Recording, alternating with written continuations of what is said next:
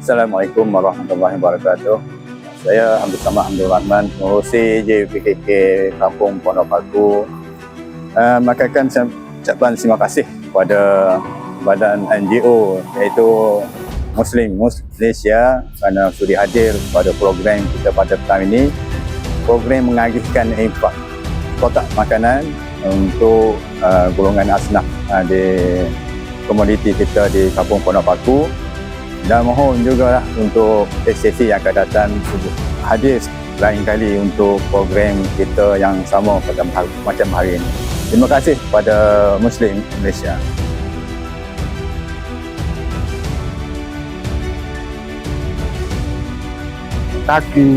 Dari kecil nak jalannya tukar. Terima kasih Muslim.